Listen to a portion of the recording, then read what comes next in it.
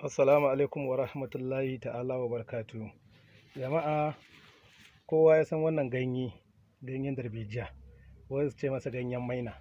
To ganye ne mai ɗimbin abubuwa da yawa da ake da shi. Insha Allahu za mu dinga kawo muku magunguna kala-kala da izinin Allah.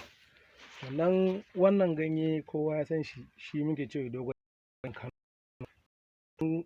Sunayen da ake gaggaya masa a ragowar jihohi ba, to amma mu a nan Kano muna ce masa ganyen dogon yaro. To wannan ganye idan ka same shi tukunna ka haɗa shi da ganyen darbejiya mai albarka, masu albarka, aka samu aka haɗa su aka tafasa, suka tafasa, sai a samu a dinga sirace da shi. Da yardar Allah za a samu waraka mai ɗimbin yawa ta cututtuka kamar irin su maganin ciwon hawan jini da shawara fiba da dukkanin magunguna da za mu dinga kawo muku su da yardar Allah.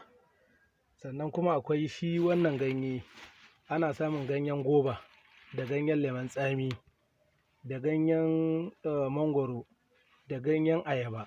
Ana samunsa a haɗa shi a dafa, a tafasa shi ya ɓarraku sosai, sannan a samu a dinga sha.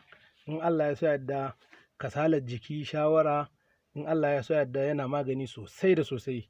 Jama'a a gwada jama'a, magani sai da gwaji. Na gode. Yawwa. Sannan da Allah muna so wannan tasha ta mai albarka Arewa komai da ruwanka, muna son a samu a dinga mana subscribe, sannan a danna ƙararrawa da mun saka sabon bidiyo za a dinga gani da izinin Allah. Na gode.